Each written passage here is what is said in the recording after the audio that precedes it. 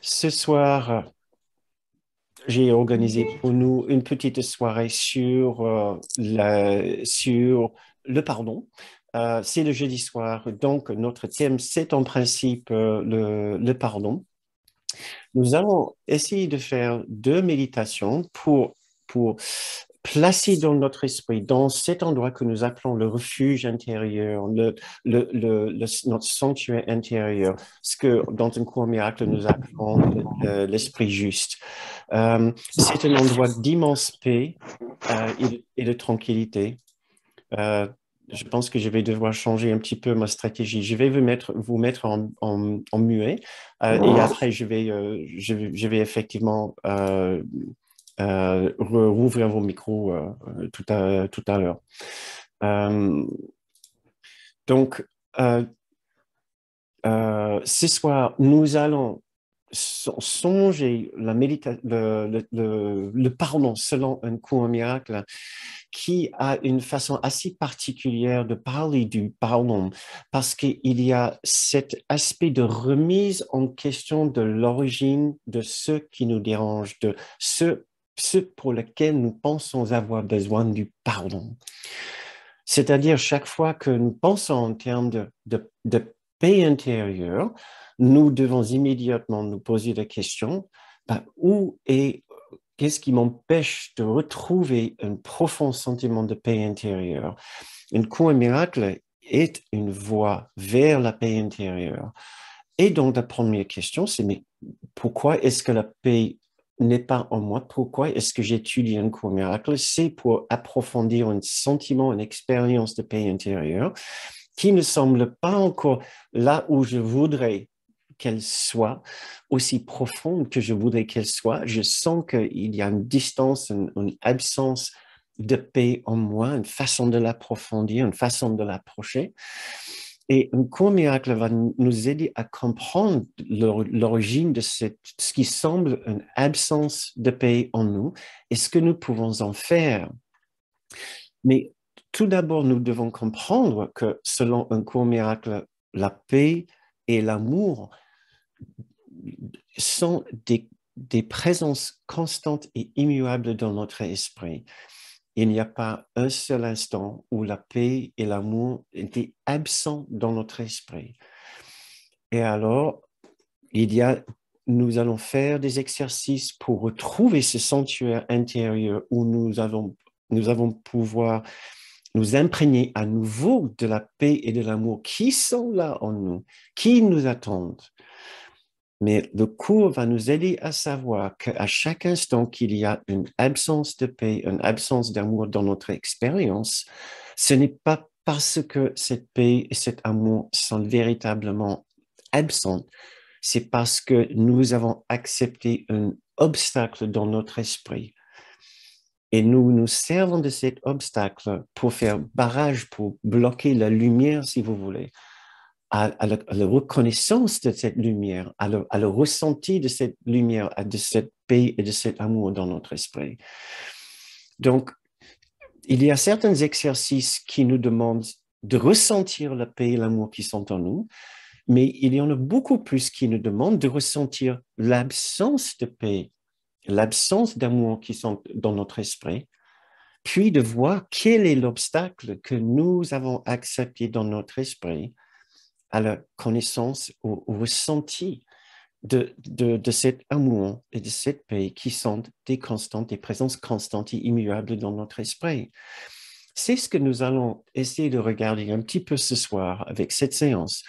C'est de voir quel est le mouvement de l'esprit qui fait que nous nous empêchons de ressentir la paix et l'amour et quelle est la façon très spécifique que nous utilisons, que nous employons pour faire ce barrage contre cette extraordinaire expérience de paix et d'amour. Et qu'est-ce que nous pouvons en faire? Euh, donc, voilà. Pour commencer, j'ai envie de diviser cette soirée en deux parties. Une première partie où nous allons regarder les deux mouvements de l'esprit selon un cours miracle. Donc, le premier est cela pour nous redonner pour certaines personnes qui connaissent bien un cours miracle, cela va vous sembler assez évident. Pour les autres qui sont arrivés récemment au cours, j'espère que cela va vous sembler assez logique. S'il y a, si alors, la nature de l'existence est cette unité de paix et d'amour, alors pour ressentir une quelconque absence de paix et d'amour dans notre esprit, nous avons dû ressentir ou provoquer une sorte de division avec cette paix et cet état d'unité, d'amour. Nous appelons ceci la séparation. Et donc, le premier mouvement dont nous pouvons parler, c'est un mouvement de séparation, un mouvement de division, un mouvement d'éloignement en dehors de cet état extraordinaire de paix et d'amour universel. Et pour donner un petit peu plus de relief à cette idée de mouvement de séparation, nous pouvons parler de ce mouvement pour renforcer un état, renforcer un sentiment de séparation et de division qui vient aussi avec un sentiment de conflit, d'opposition et de mal-être. Donc, tout ce parcours à partir de l'unité nous fait descendre une sorte d'échelle, si vous voulez, une sorte de fil conducteur assez sombre en dehors d'un sentiment d'unité et de paix et d'amour vers de plus en plus un sentiment de séparation, de division, de conflit, d'opposition. Avec ceci, nous ressentons une croissance d'une expérience de souffrance, de mal-être, comme s'il y a un problème dans l'existence, comme si les situations autour de nous, les conditions autour de nous sont graves, que ce soit à cause d'un acte, d'une parole ou un événement. Nous pouvons aussi ressentir en suivant ce mouvement vers le bas, en suivant ce mouvement vers plus de division et de séparation, nous pouvons aussi ressentir une sorte d'augmentation de l'expérience d'une vie de plus en plus personnelle, de notre histoire personnelle, cette façon cette façon de focaliser sur les conditions très spécifiques de notre vie. Tout ce qui est de plus en plus spécifique, de moins en moins universel. Au lieu de porter notre regard au dehors, nous portons notre regard de plus en plus dedans, qui focalise presque entièrement sur notre condition de spécificité de ce qui nous est arrivé, quand c'est arrivé, les conditions très particulières qui ont produit une certaine expérience pour nous. Tout ce qui ramène vers le plus étriqué, le plus divisé, le plus personnel, le plus individualisé, le plus particulier. Ça, c'est un mouvement en dehors de l'unité, de la paix et de l'amour de Dieu. De l'autre côté, nous ressentons un appel vers l'élévation, vers l'ascension, pour revenir justement vers notre point de départ, cette expérience d'unité et de paix et d'amour. Et là, nous pouvons parler d'un fil d'or, un fil lumineux, fil conducteur lumineux que nous pouvons suivre vers notre refuge intérieur, vers un sentiment d'être au-dessus du champ de bataille. Là, nous pouvons parler d'une force en nous ou d'un mouvement en nous qui voudrait renforcer une expérience d'unité, d'universalité, de similitude, de rapprochement et d'intimité avec tout ce qui nous entoure, avec les personnes, avec le monde qui nous entoure. Nous pouvons ressentir aussi plus de sécurité et plus de justice sur un plan spirituel et un plan universel. Nous pouvons aussi commencer à ressentir le départ de notre histoire extrêmement personnelle en faveur d'une histoire plus universelle qui inclut tous les membres de l'humanité. Nous pouvons ressentir une certaine diminution de l'importance de notre histoire personnelle en nous focalisant sur ce qui nous unit comme une grande famille. Ça fait partie de ce mouvement d'ascension, d'élévation vers notre esprit juste. nous pouvons aussi nous souvenir que la seule cause de souffrance a été ce départ de l'unité, de l'amour de Dieu. Et que cette souffrance a été autoprovoquée par ce mouvement de séparation que nous avons accepté dans notre esprit. Et finalement, nous pouvons littéralement ressentir une sorte de détachement ou éloignement des conditions de ce monde, de ces événements de la vie. Mais pas une détachement impersonnel où nous ignorons ce qui se passe dans ce monde, mais une sorte d'éloignement des émotions fortes qui ébranlent l'esprit humain.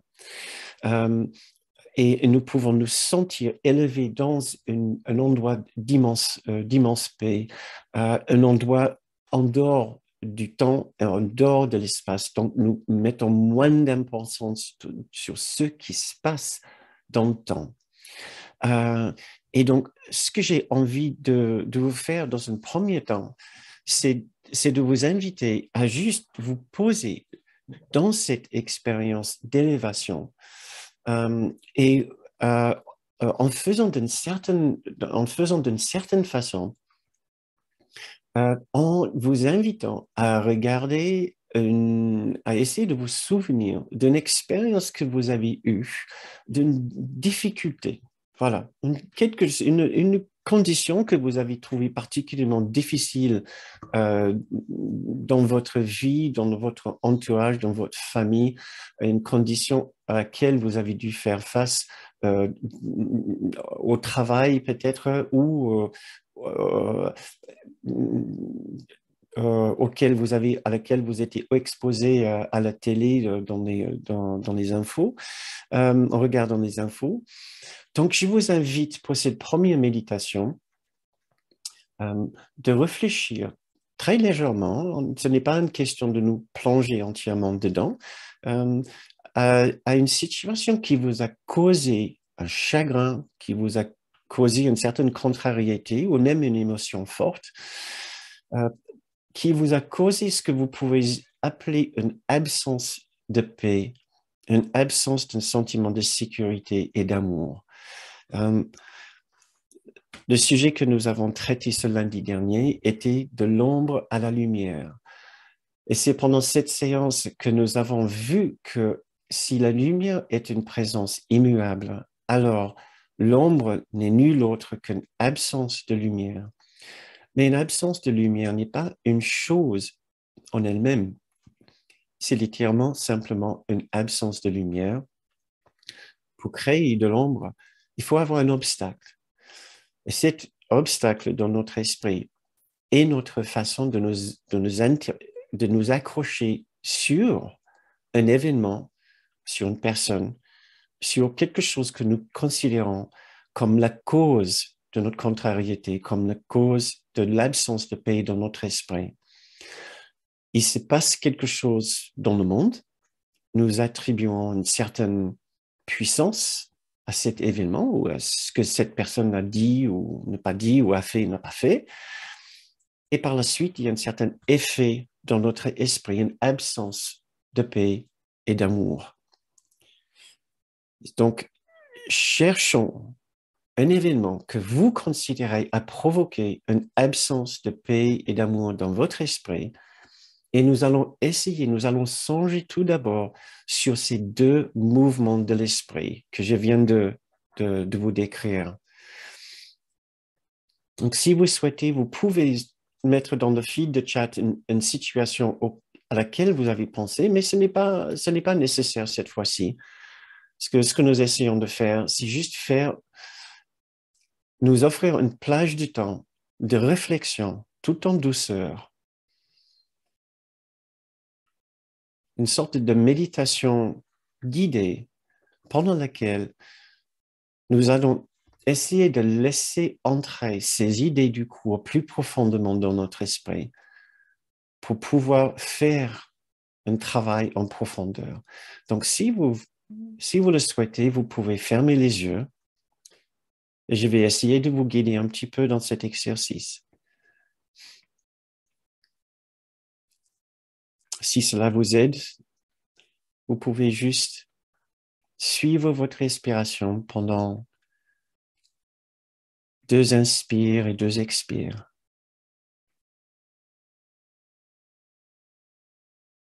Vous trouvons juste un endroit de calme dans notre propre esprit dans un premier temps.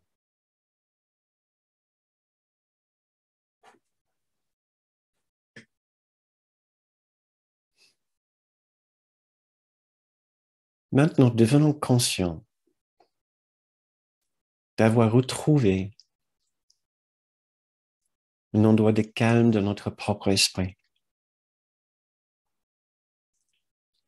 Si vous ne l'avez pas encore trouvé, si votre mental est encore un peu agité, essayez de revenir sur votre inspiration.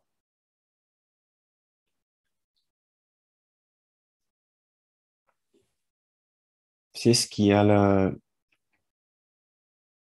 magnifique effet de ralentir notre pensée.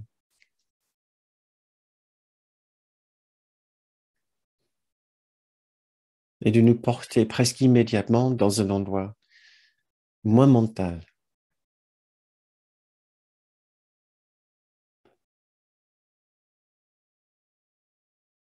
Maintenant, essayez de faire venir à votre esprit cette situation à laquelle vous avez pensé,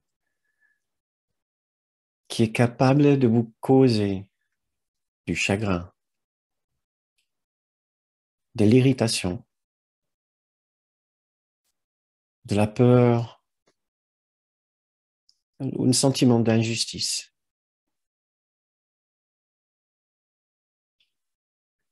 Essayez de voir que quand vous y pensez et quand cette situation vous affecte de cette façon, vous pouvez ressentir effectivement une sorte de contraction de l'esprit. Le fait de penser à cette situation de cette façon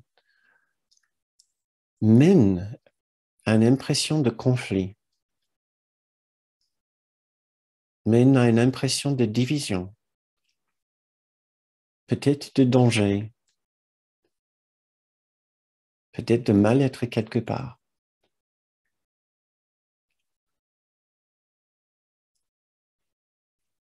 Le fait de porter notre attention sur cette situation de cette façon et de nous souvenir de cette irritation nous fait aussi focaliser sur les spécificités de l'événement, sur les détails de l'événement.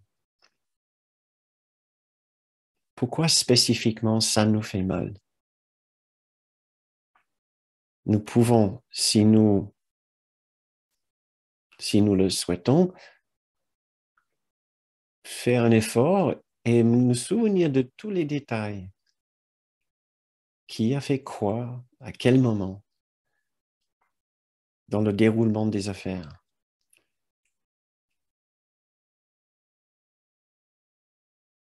Ce qui aurait l'effet de renforcer ce sentiment de mal-être et d'irritation pour nous.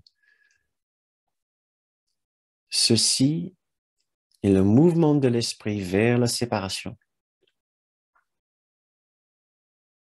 C'est le mouvement de l'esprit encouragé par l'ego tous les jours.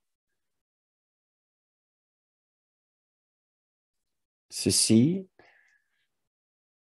est la dynamique de notre pensée dans l'esprit faux, dans notre petit soi, qui semble renforcer très facilement l'expérience des êtres très particuliers avec des histoires différentes, les uns qui affectent les autres. Ceux qui sont les méchants, ceux qui sont les victimes, ceux qui sont les sauveurs, ceux qui sont les destructeurs. Il y a toujours un sentiment d'opposition et de conflit dans cette façon de ressentir, dans cette façon de penser. Nous ne trouvons jamais de la paix en pensant de cette façon. Il n'y a aucun jugement sur cette façon d'être. Il n'y a aucun jugement sur cette façon de faire, sur cette façon de penser, sur cette façon de ressentir. Tout ce que nous essayons de faire ici, c'est juste observer pour devenir très conscient, intuitivement conscient de ce que c'est ce mouvement de l'esprit. Pas pour nous laisser affecter par ce mouvement de l'esprit cette fois-ci, mais simplement pour en devenir très conscient. Puisque maintenant, ce que nous allons essayer de faire, c'est d'adopter le mouvement exactement inverse. Si cette façon de réfléchir sur la situation renforce le sentiment de conflit, d'opposition, de séparation, de division et de mal-être dans notre esprit, alors il y a une autre voix dans notre esprit qui nous aidera à interpréter et voir cette situation d'une façon très différente.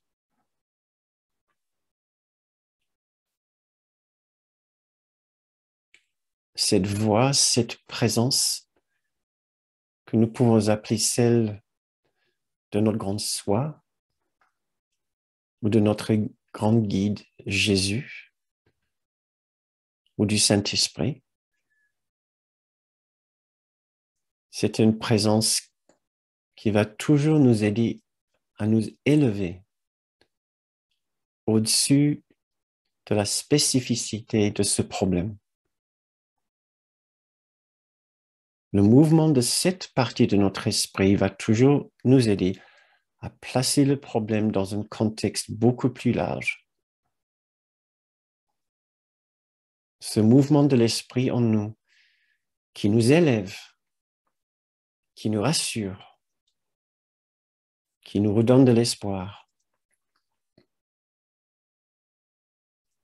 qui nous rapproche de la paix et de l'amour, va toujours chercher l'unité derrière les apparences, la similitude entre les acteurs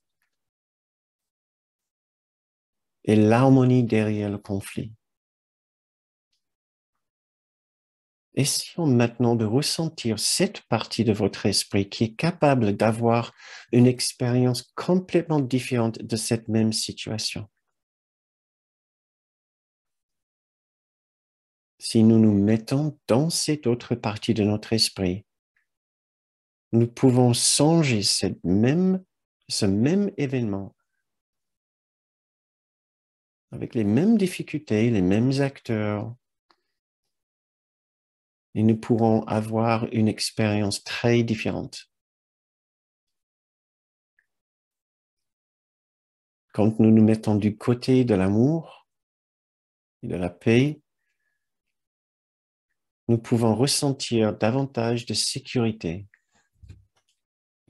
Nous pouvons nous souvenir de la justice sur un plan spirituel et universel. Faisons cet effort maintenant de nous ouvrir à la possibilité que sur un autre plan, il est possible de voir cette situation différemment, de comprendre ce que font les acteurs dans cette situation différemment, qui peut nous mener vers la paix.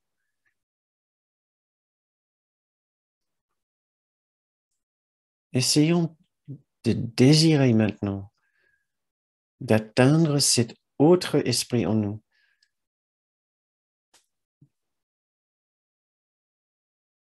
pour avoir une nouvelle expérience de cette même situation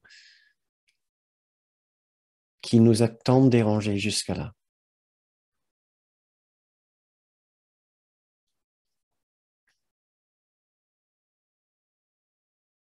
Ce que nous essayons de faire dans cet esprit, c'est de donner moins d'importance à notre histoire personnelle ou l'histoire personnelle d'autres personnes dans cette situation. Cela ne veut pas dire d'ignorer ce qui s'est passé et l'expérience des différentes personnes. Cela veut simplement dire de trouver en nous l'envie de donner un peu moins d'importance aux détails et à l'histoire personnelle pour chacun. Dans cet esprit, nous voulons nous souvenir que la clé pour retrouver un sentiment de sécurité et d'amour, c'est de nous souvenir que nous n'avons jamais rien fait qui a pu briser notre lien avec cet amour, qu'il n'y a aucune séparation d'avec l'amour de Dieu.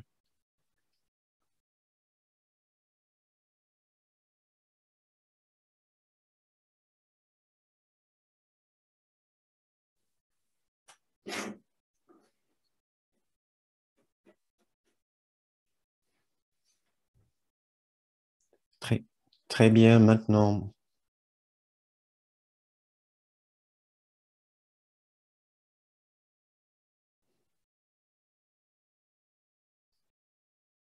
revenons à notre séance, terminons cette première méditation.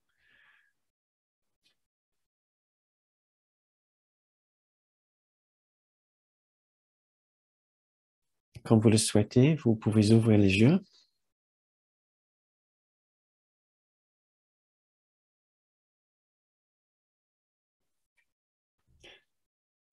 Et avant de commencer la deuxième partie de cette soirée, où nous allons regarder d'une façon plus pointue l'expérience que nous avons par rapport aux différents acteurs,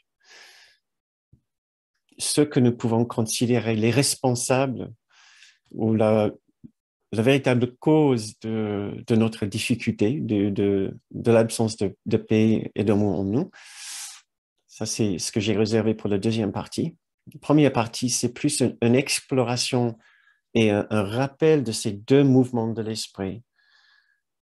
Un rappel que je voudrais qu'il soit intuitif pour que cela dépasse encore juste les concepts dans l'esprit, que nous puissions vraiment les ressentir comme un mouvement, comme une expérience dans l'esprit, un mouvement vers la contraction, la division, le conflit, l'opposition et le ressenti extrêmement personnel d'une situation. Et l'autre est quelque chose de beaucoup plus expansif, un mouvement, un ressenti beaucoup plus expansif, inclusif.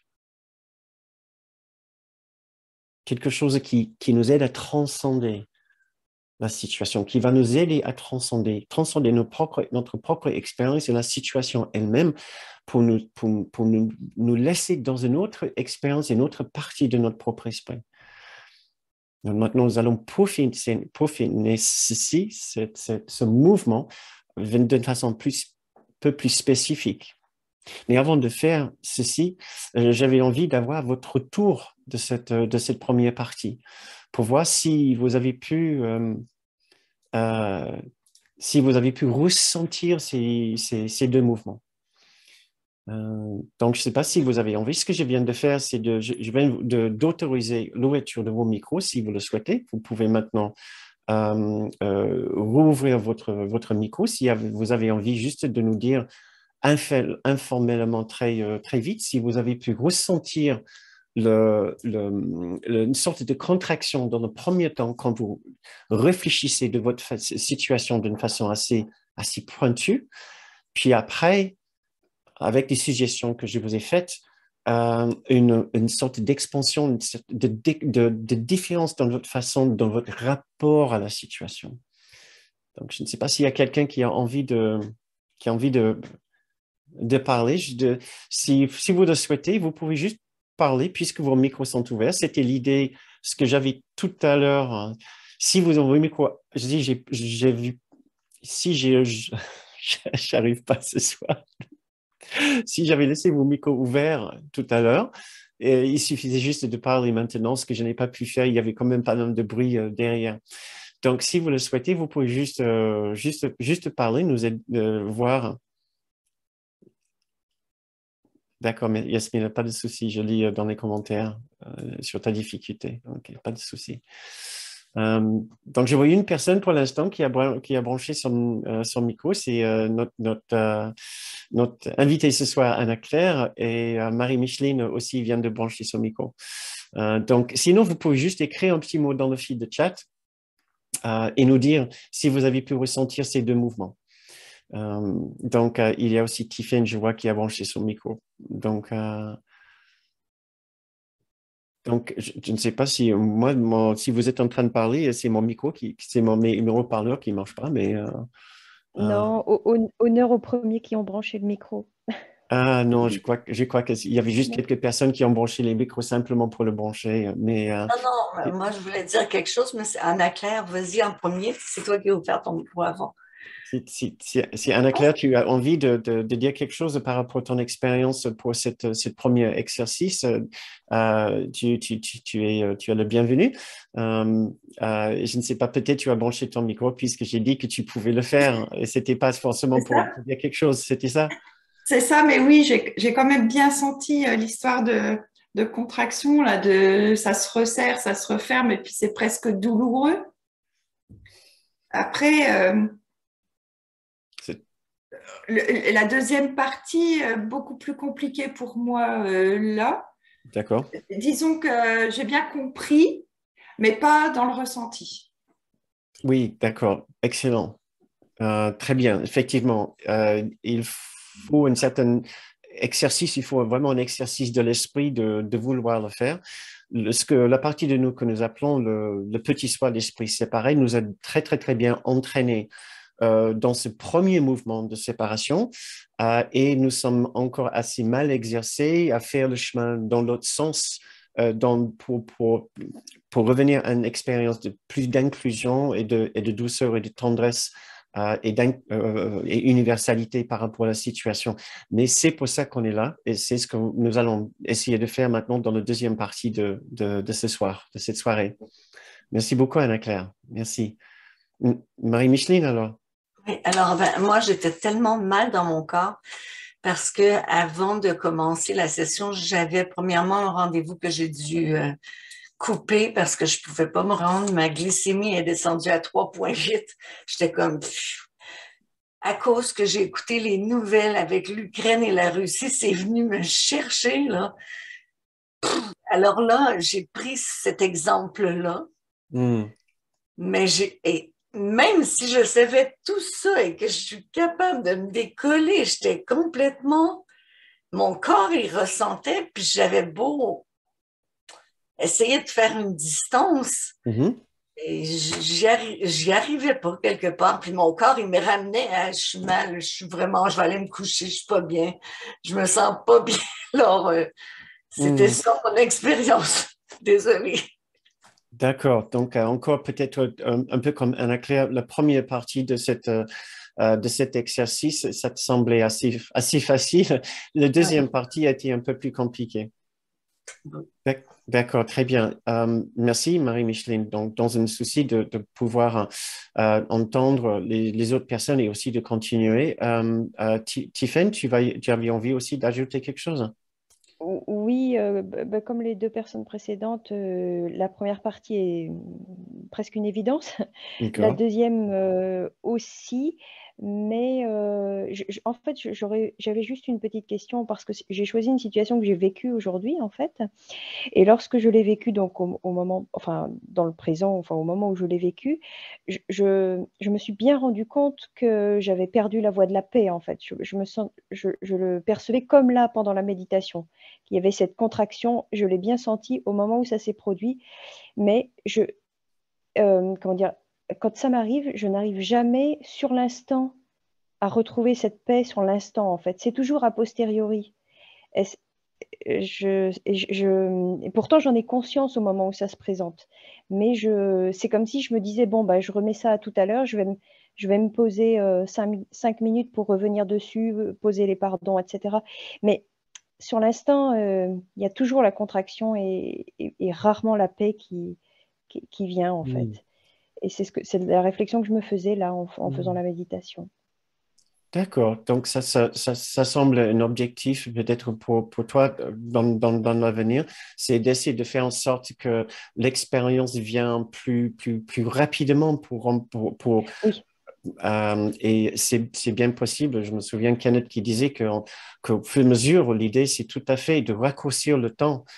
Quand oui, ces instants de paix reviennent de plus près, juste immédiatement après le oui, prise de conscience de ce départ de la paix intérieure. Et c'est ce qui c'est se ça. produit, c'est ce qui peut se produire.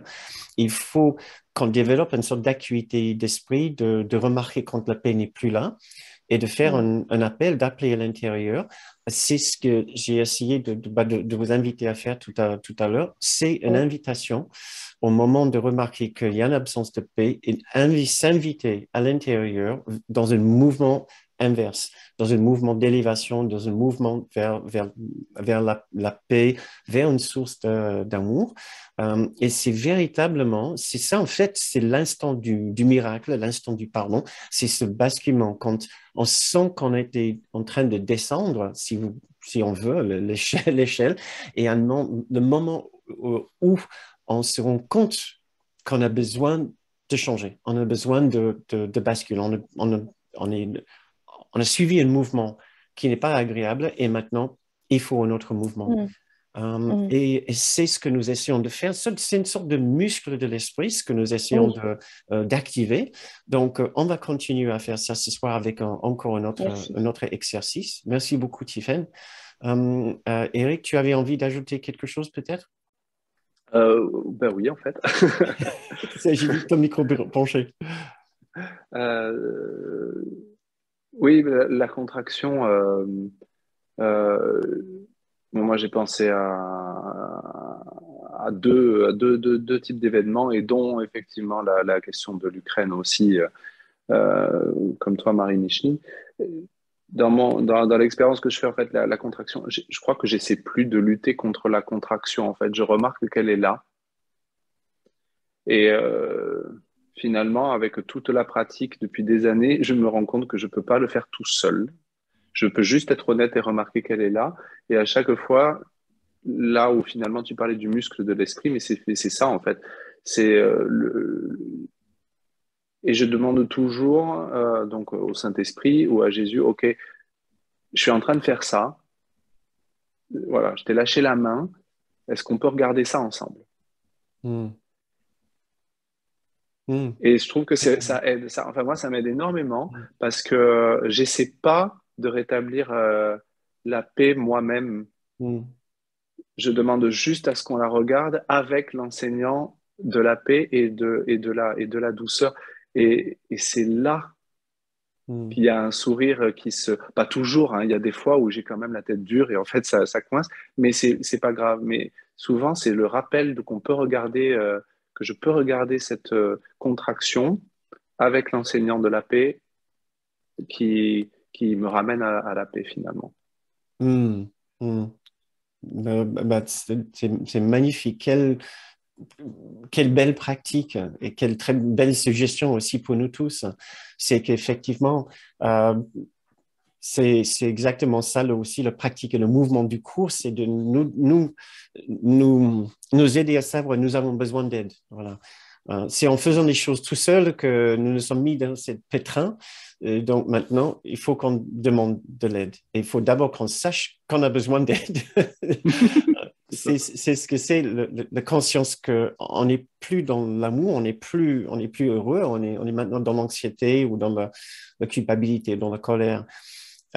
Et de se demander, de faire ce petit effort d'aller vers l'amour. Et la façon de manifester ou la façon de concrétiser ça peut être de demander de l'aide spécifiquement à un guide, à Jésus, au Saint-Esprit. C'est magnifique. Mm. Mm.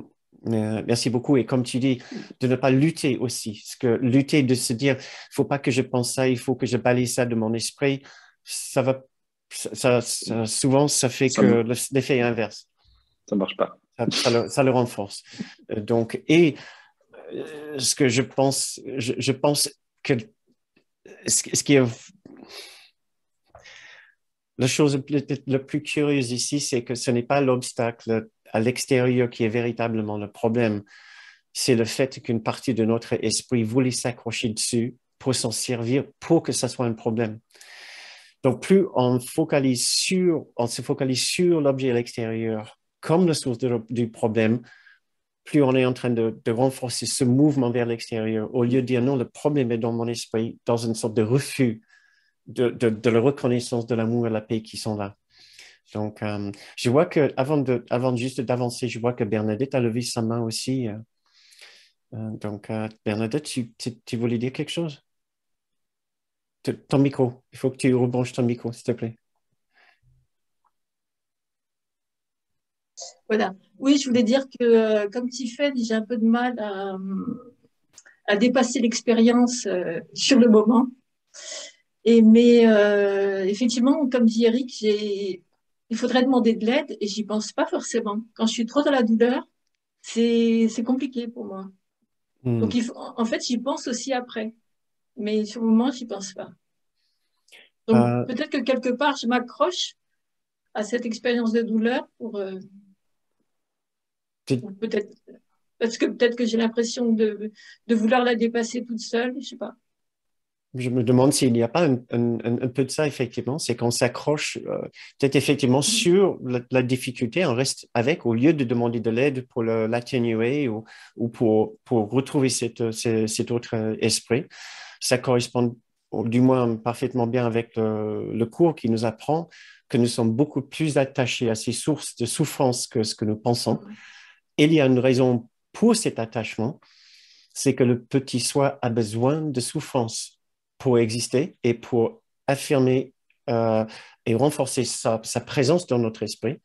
S'il n'y a que paix dans notre esprit, le petit soi n'est plus là, puisque la paix appartient au grand soi, à l'esprit juste. Quand on pense à la paix, c'est toujours expansif. C'est un mouvement qui ne convient pas du tout au petit soi. Donc, tout ce qui nous ramène vers les expériences très fortes et très intenses et très personnelles, c'est le domaine du petit soi et c'est un domaine qui est très, très difficile à quitter, en fait. Donc, nous ne devons pas être surpris si nous avons du mal, comme tu dis, à demander de l'aide.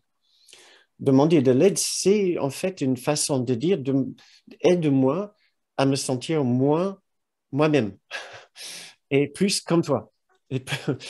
Et c'est difficile, on doit abandonner une partie de soi-même, une partie de son histoire, une partie de ses émotions intenses. On sait que si on demande de l'aide à la source de la paix, on risque de ressentir la paix. Mais si je ressens la paix, je ne vais plus ressentir mes émotions très fortes et très personnelles.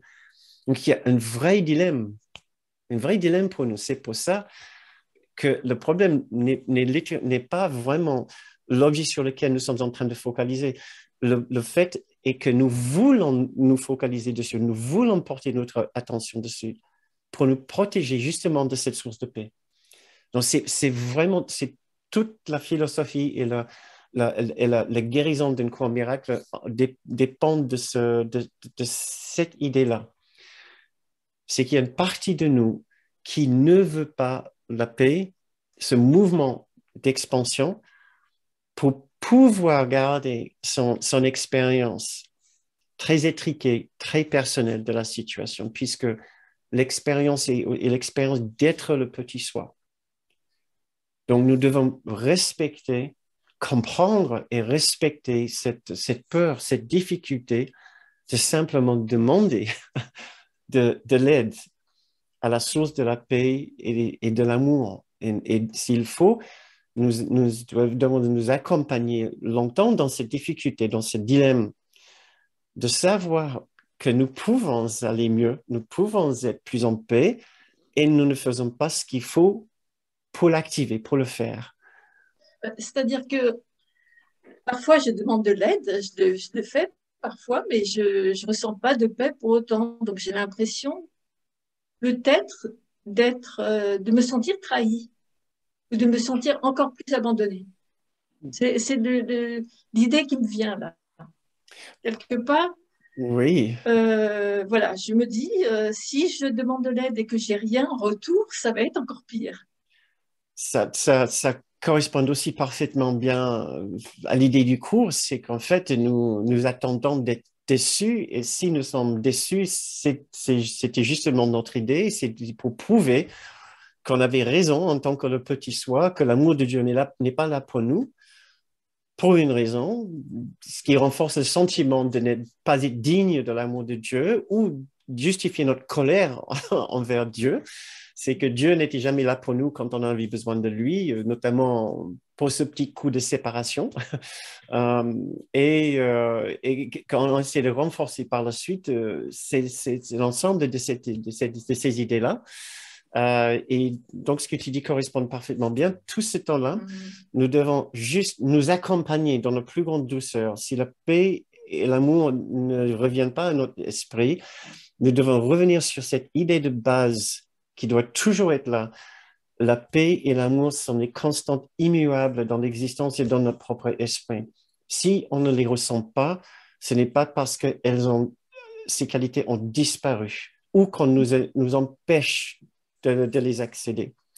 L'obstacle est toujours quelque part en nous et pour cela, nous avons juste besoin de douceur, de patience, de tendresse et de savoir. Il y a deux raisons pour lesquelles nous n'inhalons pas. D'une raison, c'est parce que nous avons toujours envie de ressentir notre vie personnelle de souffrance et l'autre, c'est notre peur de l'amour. Ça, c'est vraiment l'enseignement pur de Ken. Donc, nous essayons juste de nous accompagner dans la plus grande douceur pendant cette période de transition entre ces deux mouvements. Quand on descend assez, à un moment, on touche une sorte de seuil, un fond, et on dit non, là, ça ne va plus, il faut absolument que je remonte maintenant. Des fois, ça peut être assez douloureux, mais comme nous apprenons dans le cours, la tolérance pour tolerance for pain, c'est ça? Tolérance pour la douleur est tolerance for pain is very high, but it's not without limits. Je pense en anglais, c'est ça. Donc en français, ça devient quoi, Eric? La tolérance pour la douleur peut être très élevée ou Très élevée, mais elle n'est pas, je ne sais plus sans ce qu'il dit limite. exactement, mais elle n'est pas illimitée. Elle n'est pas illimitée, voilà. Donc à un moment, on fait ce basculement, on veut faire ce basculement. Donc, c'est ce que nous encourageons dans l'étude du cours, c'est de devenir conscient de cette possibilité de basculement tout d'abord, et puis de le demander, de demander ce basculement de plus en plus vite, de plus en plus vite.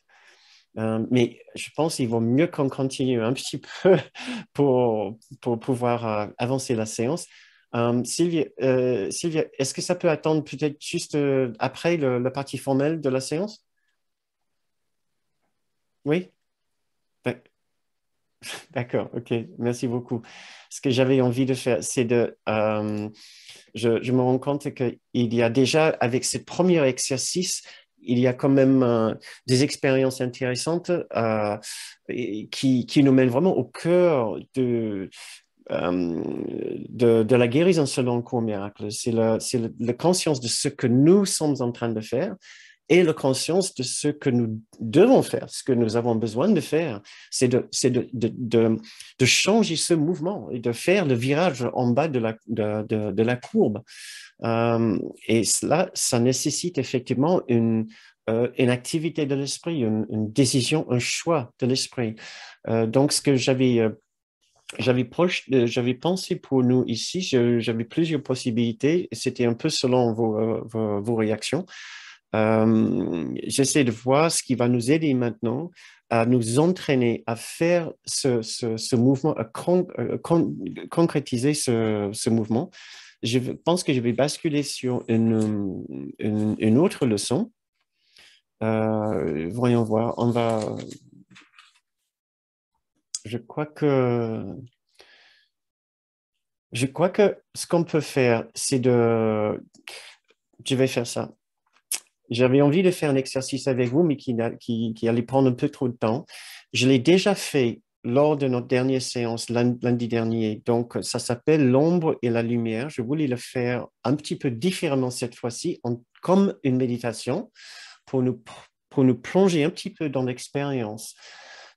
L'expérience, c'est de changer la nature, le ressenti de la cause extérieure de notre problème en utilisant l'argumentation du cours, les suggestions du cours. Mais j'essaie de voir, peut-être ce que nous pouvons faire, ce que je peux faire avec vous maintenant, c'est de faire cet exercice en ouvrant un petit peu plus large et même en incluant les scènes de ce qui se passe en Ukraine. Et peut-être ça peut être une façon aussi de nous encourager dans ce mouvement de basculement. Donc, je vous invite à refaire une petite méditation avec moi. C'est un moment encore où nous essayons d'aller dans une autre partie de notre esprit qui pense moins et qui ressent plus. Donc encore, si ça vous aide, vous pouvez fermer les yeux.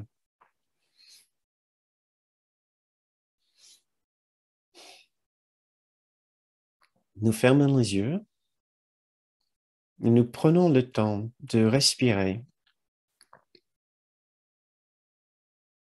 et juste suivre notre respiration. Nous voulons nous rendre compte que nous vivons une vie à l'extérieur et nous vivons aussi une vie à l'intérieur de nous-mêmes. Et c'est cette vie intérieure qui nous intéresse maintenant. Oui, il se passe des choses dans la vie extérieure. Mais est-ce que ces choses-là sont véritablement la cause de ce que nous ressentons à l'intérieur? Est-ce que ces choses-là que nous observons dans notre vie personnelle, que nous observons aussi peut-être juste à la télé ou dont nous entendons parler à la radio, est-ce que ces choses-là ne sont pas en quelque sorte juste des scènes, juste des images?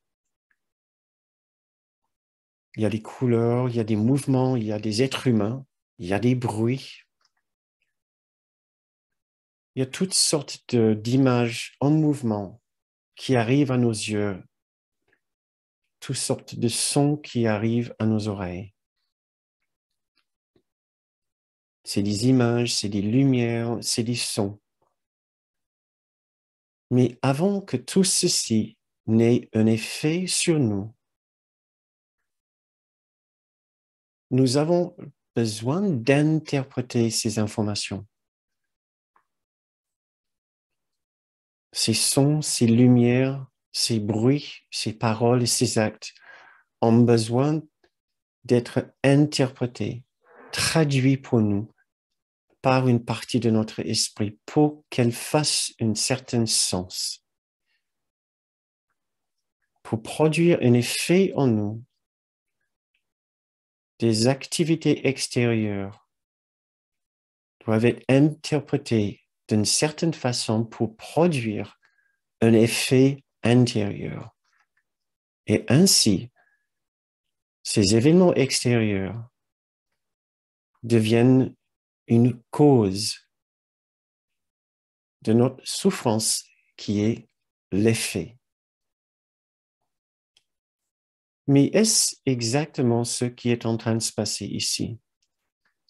Pensons à une situation qui nous dérange en ce moment. Ou ça peut être une situation que nous avons vécue il y a un certain temps. Un souvenir d'une difficulté. Essayez de trouver une personne impliquée dans cette situation que vous pouvez considérer importante dans ce qui s'est passé et ce qui se produit. En quelque sorte, vous pouvez considérer cette personne comme l'initiateur de la provocation ou du changement dans votre esprit, cette absence de paix et d'amour dans votre esprit.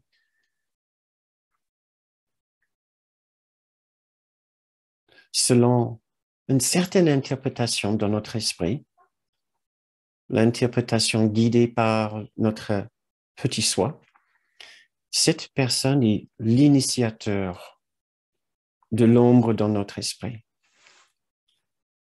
de l'absence de paix et d'amour.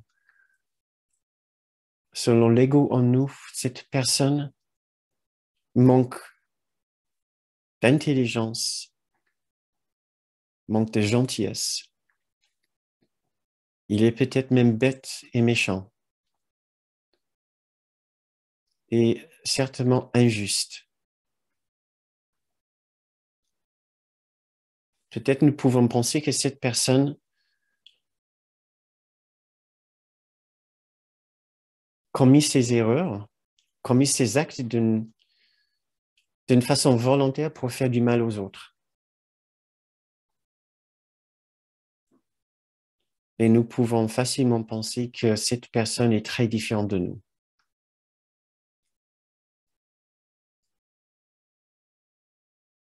Nous pouvons penser à notre souffrance et voir comment cette personne est très impliquée dans notre souffrance. Ça, c'est la situation vue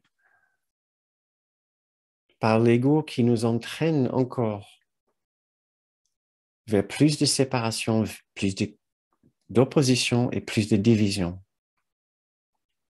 Pour démontrer une grande différence entre cette personne et nous, et pour démontrer comment cette personne est responsable pour notre souffrance et pour la souffrance d'autres personnes. Mais l'ego n'est pas la seule voix dans notre esprit. Nous pouvons aussi voir cette situation par la lumière de notre esprit qui voudrait nous élever vers une autre perception. Cet autre esprit va nous aider à comprendre cette situation et surtout comprendre les agissements de cette personne bien différemment.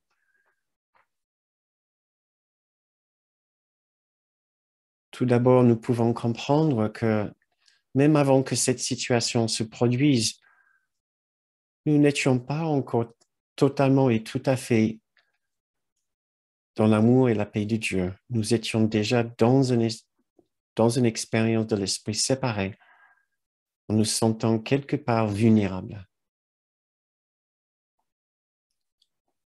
Et maintenant, tournons notre attention spécifiquement vers cette personne. Nous pouvons comprendre que si nous n'étions plus dans une union parfaite avec l'amour et la paix de Dieu, si nous nous sentions vulnérables, alors c'est bien probable que c'est le cas de cette autre personne aussi. Cette autre personne, effectivement, ressent une grande séparation entre elle et l'unité de l'amour parfait.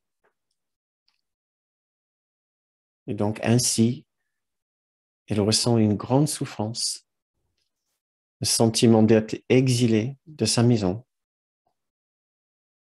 Elle est confuse, dans un manque aigu,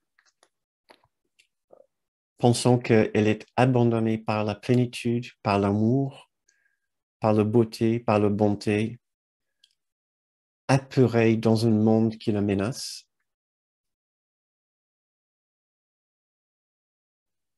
Et dans son délire de souffrance aiguë et de séparation, cette personne pense qu'elle a besoin de satisfaire ses besoins d'une façon destructrice. Pour elle, c'est la seule solution. Elle pense avoir besoin de se défendre de cette façon.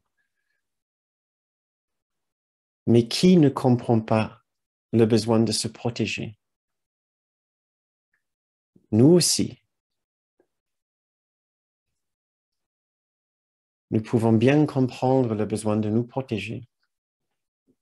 Nous y pensons aussi tous les jours, à notre niveau et à notre façon.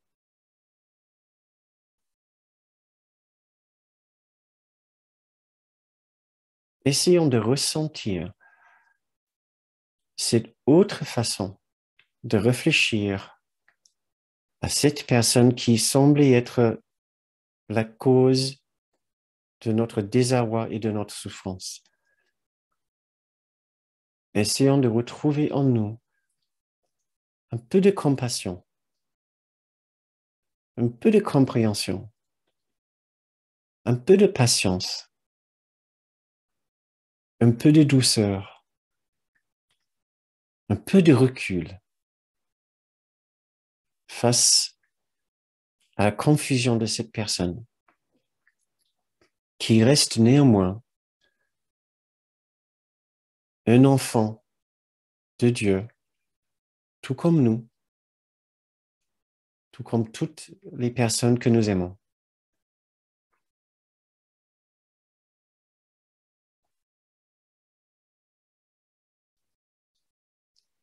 Essayons d'atteindre cet esprit calme et clair en nous, où nous pouvons retrouver un sentiment de sécurité, d'unité, d'union, d'expansion,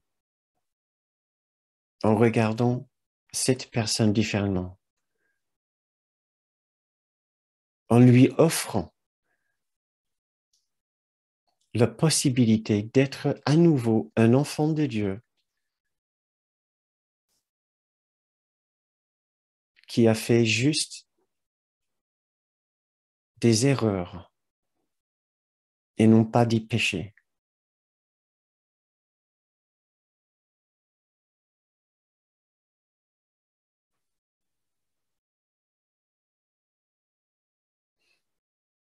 Essayons de nous reposer dans cette partie de notre esprit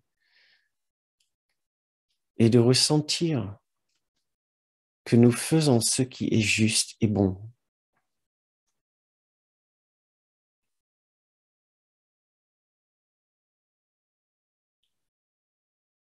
Nous faisons simplement ce qui est juste et bon en essayant de voir cette autre personne responsable peut-être pour des actes destructeurs, mais qui est néanmoins aussi un enfant de Dieu comme nous, qui a besoin d'être compris.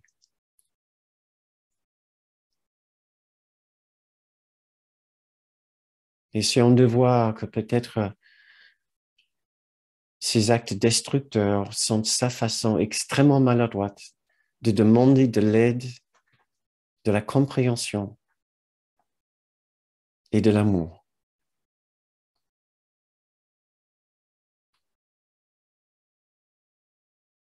Il a besoin de notre aide. Cette aide vient en forme de notre patience, notre compassion et notre compréhension.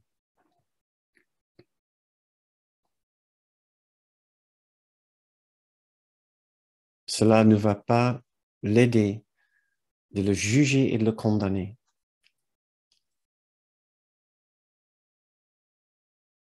Même si ses actes, même s'il doit être tenu responsable pour ses actes. Restons juste le temps de respiration dans cet état de paix, d'élévation.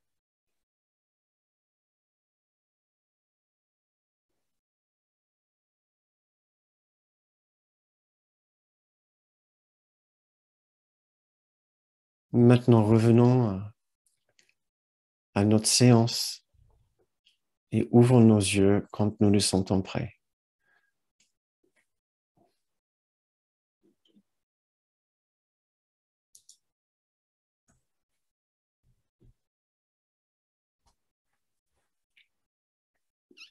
C'est la fin de notre méditation. C'est la fin de la première partie donc de cette séance ce soir, la partie formelle. Si vous devez nous quitter déjà, puisqu'on est déjà un petit peu tard, merci d'avoir partagé votre soirée avec nous. Ça nous touche toujours beaucoup. Et aussi, peut-être vous le savez déjà, mais nous sommes capables d'offrir ces séances uniquement grâce à vos contributions, puisque nous les offrons non pas sur la base d'un tarif fixe ou un abonnement, mais purement sur la base d'une contribution libre, une contribution que vous pouvez faire en allant sur notre site bernardgoum.com où vous trouverez l'onglet Contribuer. Donc, merci d'avance pour toute votre aide et votre soutien, qui est aussi bien que nous sommes moteurs de notre côté pour faire ces séances. Votre aide est le moteur de l'autre côté qui nous permet de les offrir. Merci beaucoup. Donc, j'ai déjà ouvert vos micros. Vous pouvez les ouvrir maintenant de votre côté. Alors, si vous avez envie de nous faire un retour, merci Véronique, qui dit qu'il s'est passé pendant ce dernier moment une vague de très grande douceur. Merci beaucoup Véronique, si tu dois partir maintenant, merci. Et je serais aussi heureux de savoir si vous avez eu un petit changement, si vous avez connu un petit changement en faisant cet exercice qui prenait le même mouvement du premier exercice, mais qui le faisait avec plus de spécificité par rapport à une personne que vous avez pu identifier. Et donc, je lis que Bernadette vient d'écrire « Avant la séance, j'avais pensé à Poutine comme un être de lumière en ayant en tête une phrase d'un livre « Je salue la divinité en toi ». OK. Merci Bernadette. Ah, Odile, je vois que tu as aussi ouvert ton micro. C'est pour aussi… Oui, je l'ai ouvert volontairement. D'accord. OK. J'ai du mal à expliquer ce que j'ai vécu dans cette méditation parce que j'ai trouvé très émouvant en fait le parcours, mais il y avait beaucoup d'ambivalence en moi aussi, c'est-à-dire que c'est comme s'il y avait une sorte de compassion qui venait vraiment très très forte, et comme si j'avais compris en fait ce que tu expliquais en fait, comme si je le comprenais, mais du coup c'était vraiment c'était très émouvant pour moi. Mais il y avait une résistance quand même énorme parce que je me disais, oui, mais la situation, parce que j'ai pris l'Ukraine aussi, la situation, elle existe. Et j'avais l'impression de voir les deux facettes. C'était très, très dur de voir la demande quand tu décrivais, si tu veux, qu'il est, il est tout seul, il est perdu, c'est pas ce qu'il fait. Enfin, je le voyais, quoi. Et je me sentais comme devant un petit gamin qui pleure, qui sait pas quoi faire. Et en même temps, il y avait une résistance énorme par rapport à ce qui se passe, quoi. J'ai du mal à l'expliquer, mais j'ai ressenti les deux choses, quoi. Les deux cours en même temps. Ouais. Oui, c'est très bien déjà de savoir que les deux cours ensemble, ça là, c'est magnifique de savoir qu'il y avait quelque chose qui allait contrebalancer un petit peu, qui allait faire le contrepartie ou de juste la partie contraction, le mouvement vers la contraction, ça s'explique assez facilement, mais un mouvement d'expansion vers la compassion, vers la compréhension de cette personne et de ce qu'il est en train de mettre en place, et ça c'est plus compliqué, mais c'est là forcément puisqu'on a des guides puissants qui sont avec nous, et c'est certain que eux, ils voient Monsieur Poutine et les autres acteurs d'une façon bien différente de la nôtre. Et c'est ce qu'on essaie de voir. Comment est-ce que Jésus et le Saint-Esprit vont voir ce qui est en train de se passer? Ouais. Comment nous joindre à leur amour, à leur vision, à leur perception. qui n'est pas le même que le nôtre. Il se passe des choses sur notre plan et eux, ils le savent. Et ils peuvent nous aider à nous aider à monter notre perception vers la leur. Ouais.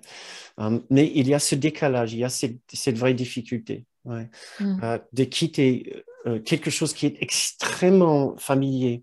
Le sentiment de gêne et de peur et d'horreur et d'injustice. Et je ne sais pas d'autres mots qui viennent peut-être à ton esprit quand tu penses à cette situation. En fait, si tu veux, ce que je crois que j'ai senti, c'est comment le Saint-Esprit ou Jésus le voyait. Et c'est ça qui m'a vraiment émue beaucoup, beaucoup. Mais il y a une partie de moi qui ne veut pas voir comme ça. Une partie de toi qui ne veut pas le voir comme ça. D'accord, c'est excellent. C'est très bien, ce qui est tout à fait à respecter. Une question intéressante qu'on peut se poser, c'est qu'est-ce que tu penses ou qu'est-ce que nous, on pense perdre si on accepte leur vision, leur perception? Qu'est-ce que c'est cette friction, ce décalage avec cette difficulté? Qu'est-ce qui est derrière? Qu'est-ce qui est derrière? Je ne sais pas si tu as une idée. Moi, j'ai du mal, si tu veux, j'ai du mal à envisager. En fait, souvent, quand j'arrive à faire en sorte que ça aille mieux, si tu veux, c'est quand j'arrive à me persuader que c'est pas vrai, que c'est un film, c'est du cinéma, c'est des images. Quand vraiment je ressens ça, ça passe. Mais là, je peux pas. Oui. Sur cette situation-là, je peux pas. Ça semble trop réel. Ça semble trop réel. Oui. Oui, d'accord. Voilà, c'est ça.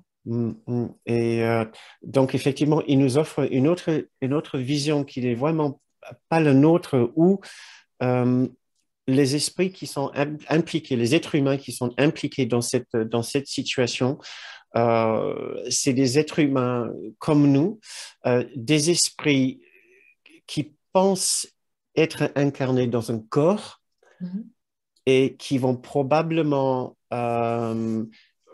avoir l'expérience de souffrir de cette situation, probablement, mais ce n'est pas systématique, on ne sait pas exactement comment chaque personne va réagir dans cette situation, on ne sait pas.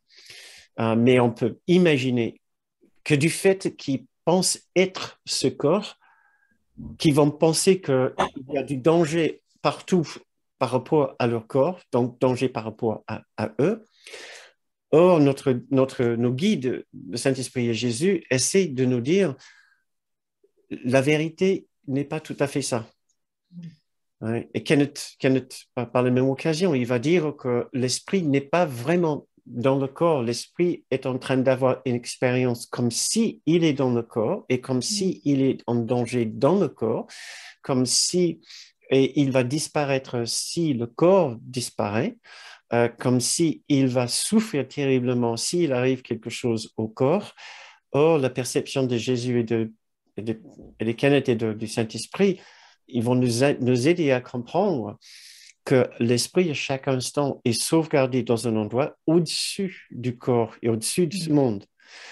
Mais pour atteindre leur perception, leur ressenti, leur expérience de cette situation, il va falloir que nous regardions notre propre vie vraiment de notre façon. Il va falloir que nous imaginions pour un instant que peut-être nous-mêmes, nous ne sommes pas dans ces corps littéralement, que notre esprit est quelque part, on ne sait pas où, sauvegardé dans un endroit. Justement, ils disent que nous sauvegardons votre esprit dans un endroit de sécurité. Vous êtes en sécurité.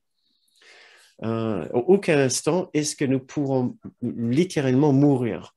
Le corps peut partir, mais nous ne mourrons pas. La difficulté pour nous, c'est de véritablement imaginer cette idée, cette version de la réalité, puisque ça met en question toute notre conception de notre propre vie. Est-ce que j'ai envie de partager leur perception de moi? que je ne suis pas vraiment cette personne, que mon esprit n'est pas vraiment dans ce corps, que je ne suis jamais à aucun instant vraiment en danger, puisque eux, ils gardent mon esprit en sécurité, dans un ailleurs que je ne connais pas encore. Est-ce que j'ai vraiment envie de me joindre à leur niveau de connaissance et de perception d'expérience? Et c'est une très bonne question. C'est une très bonne question. Et c'est la question que nous allons devoir nous poser, que ce soit maintenant ou plus tard, quand nous voyons les corps en danger.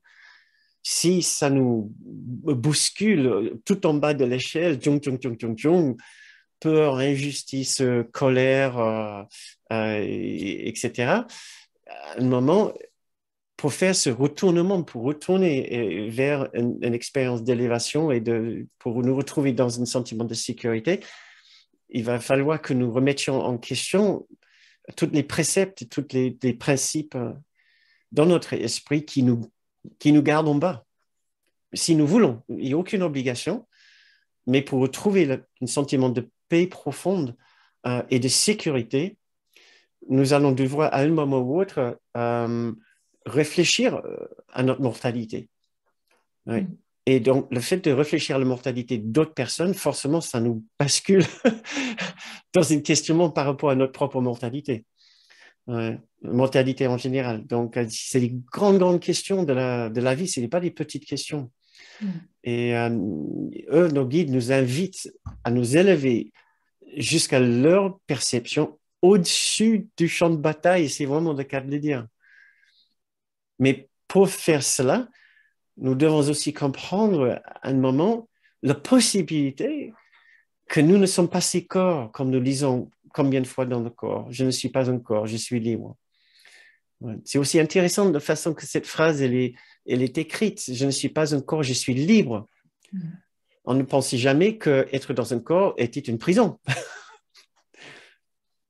Pour l'ego, mais non, être dans le corps, c'est sublime, c'est merveilleux, c'est fabuleux. Ouais. Or, dans le cours, nous lisons et on nous demande de répéter, nous libérer, nous affranchir de l'idée que nous sommes un corps, c'est la liberté. Donc, c'est une nuance dans cette phrase-là que nous n'avons pas peut-être aperçue. L'ego nous dit, être dans un corps, super, c'est magnifique. Or, Jésus dit, mais attends, tu veux savoir que tu n'es pas un corps pour être libre. Donc, si nous voulons vraiment un sentiment, une expérience de liberté maintenant, pour nous et pour les autres, nous devons savoir que nous sommes tous libres à chaque instant, que nous ayons un corps ou pas. Donc, cette conversation a pris une tournure un petit peu inattendue, expert la mentalité. Je ne sais pas si ça t'a donné des choses à réfléchir. Ah oui, beaucoup. Odile. Beaucoup.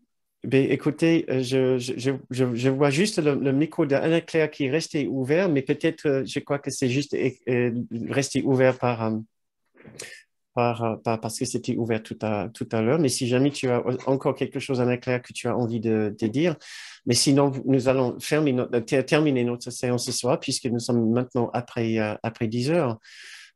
Donc, ce qui m'étonne un petit peu, je me demande des fois où le temps passe, mais voilà, nous sommes déjà à la limite de notre séance pour ce soir. Donc, je voudrais bien vous inviter à ouvrir vos micros pour que nous puissions nous souhaiter une très bonne soirée et aussi très bonne fin de semaine et aussi peut-être un bon week-end puisque nous sommes jeudi soir. Donc, mais il ne me reste qu'à vous remercier encore pour votre présence ici ce soir, qui fait encore toute la différence pour nos séances. Merci beaucoup. Merci beaucoup.